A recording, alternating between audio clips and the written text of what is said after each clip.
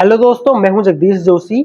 आज की इस वीडियो में हम लोग एमसीसीवी के बारे में डिस्कस करने वाले हैं। एमसीसीवी के बारे में मैं आप लोगों को बताऊंगा और इसमें यूज होने वाले शंट कॉइल और ऑक्सिलरी ब्लॉक के बारे में भी हम लोग डिटेल में डिस्कस करेंगे। इन दोनों के कनेक्शन भी हम लोग सीखेंगे और इंडस्ट्री में इन दोनों को कैसे इस्तेमाल किया जाता है उसके बारे में भी मैं आप लोगों को बताऊंगा। उसके अलावा अगर आप लोग RLC, PLC, VFD, HMI, SCADA या फिर ऑटोकैड इलेक्ट्रिकल का कंप्लीट कोर्स करना चाहते हो तो आप लोग हमारी एंड्रॉयड ऐप या फिर वेबसाइट से इन कोर्सेज को ज्वाइन कर सकते हो। लिंक आपको दिया हुआ है वीडियो के नीचे डिस्क्रिप्शन में।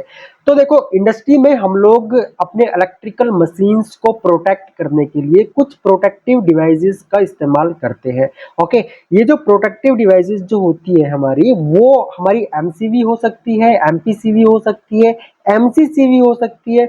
इसके अलावा और भी बहुत से इक्विपमेंट्स होते हैं या बहुत से कंपोनेंट्स होते हैं जिनको यूज करके हम लोग अपनी इलेक्ट्रिकल मशीन्स को प्रोटेक्ट करते हैं। अब प्रोटेक्ट किस चीज से करते हैं? प्रोटेक्ट करते हैं ओवर वोल्टेज से, ओवर करंट से, शॉर्ट सर्किट से, ग्राउंड फॉल्ट से या फिर अंडर वोल्टेज से, हाई वोल्टेज से। ये सब चीजें क्या होती हैं, इनसे हमारे जो इलेक्ट्रिकल मशीन है वो डैमेज हो सकते हैं। अब होता क्या है, किसी भी मशीन को जब डिजाइन किया जाता है तो उसको एक स्पेसिफिक वोल्टेज और करंट के लिए डिजाइन किया जाता है।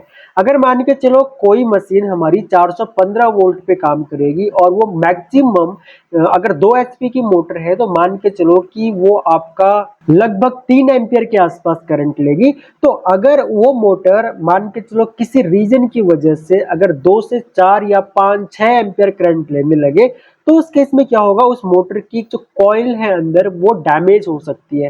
तो मोटर की कॉइल जो होगी उसको रिपेयर करने का कॉस्ट काफी ज्यादा होता है। उससे बचने के लिए हम लोग या तो ओवरलोड रिले लगाते हैं या फिर एमपीसीवी लगाते हैं। सेम इसी तरीके से अब मान के चलो हमारे पास 100 इंडक्शन मोटरें लगी हुई है और उन सबको प्रोटेक्ट करने के लिए हमने या तो ओवरलोड रिले लगा रखी है या फिर हम लोगों ने एमपीसीवी लगा रखी है।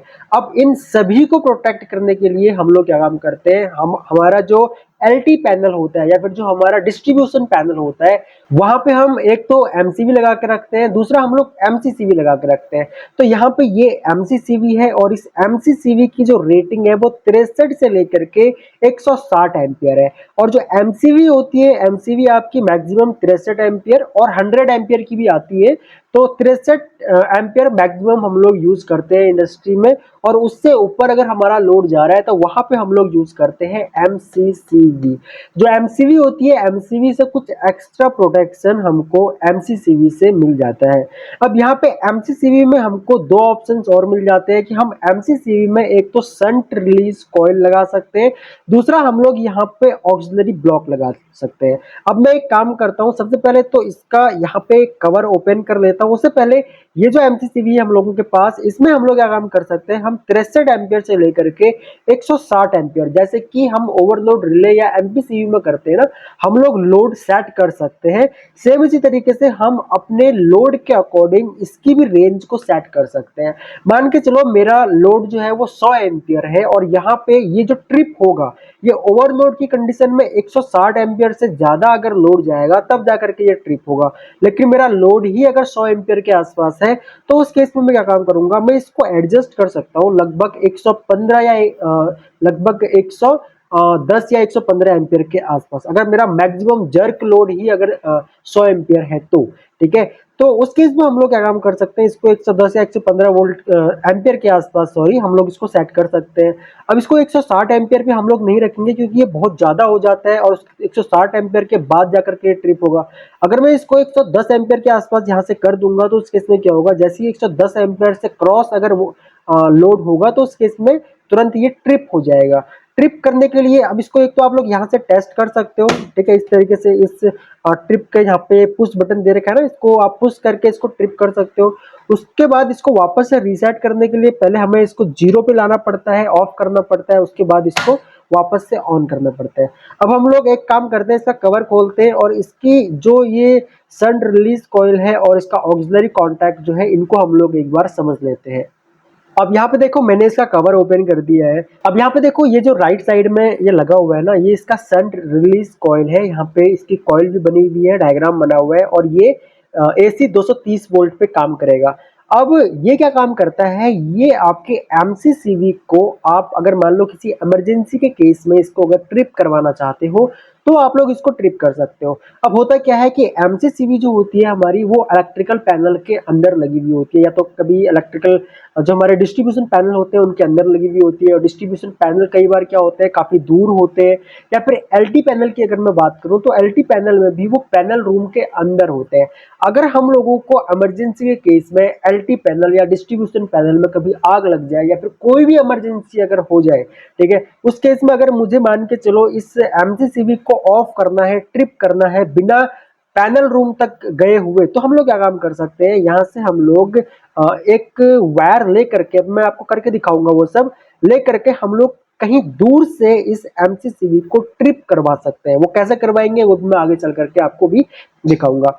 उसके अलावा यहाँ पे एक ऑक्सिलरी ब्लॉक लगा हुआ होता है, ये देखो ये ऑक्सिलरी ब्लॉक ये निकल जाता है। ये ऑक्सिलरी ब्लॉक सेम वैसा ही होता है जैसे हम लोग कॉन्टैक्टर में ऑक्सिलरी कॉन्टैक्ट लगाते हैं एक्स्ट्रा एनओ एनसी के लिए।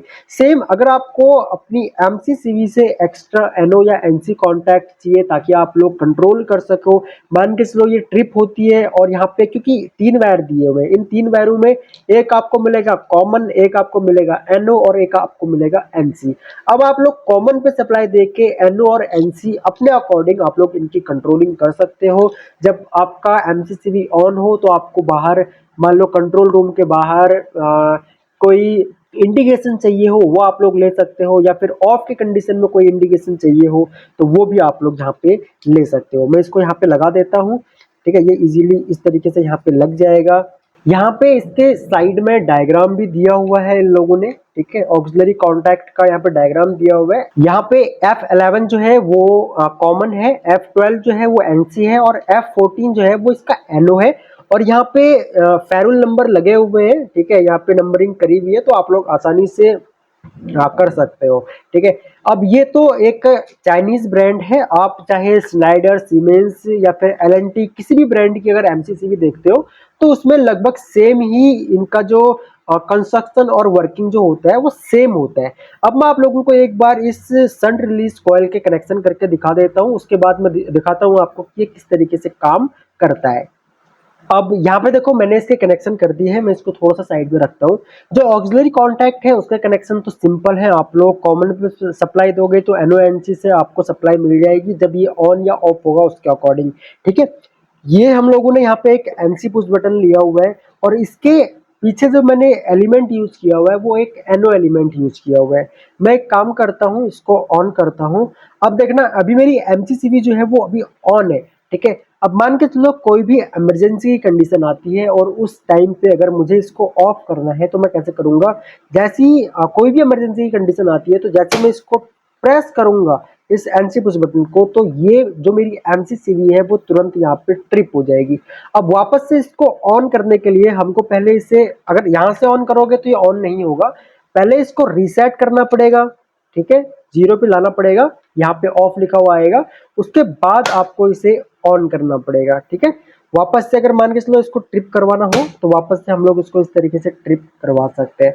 इसकी जगह पे आप लोग मशरूम टाइप इमरजेंसी जो पुश बटन होता है उसको भी आप लोग यूज कर सकते हो, ठीक है। लेकिन जो प्रॉपर जो इमरजेंसी पुश बटन होते हैं अगर हम उसको प्रेस करेंगे तो सप्लाई उसकी मतलब वो होल्ड हो जाते हैं, वो कभी भी हम लोगों ने जो यहाँ पे संट रिलीज कॉइल है इसके साथ में यूज नहीं करने, क्योंकि संट रिलीज कॉइल में अगर कंटिन्यू सप्लाई जाएगी तो इसके डैमेज होने के चांसेस बढ़ जाते हैं। तो यहाँ पे हमने क्या काम करना होता है, सिर्फ एक सिंगल पल्स देनी होती है, ठीक है, इस तरीके से एक सिंगल पल्स देनी होती है और हमारी एमसीसीवी यहाँ पे ट्रिप हो जाएगी।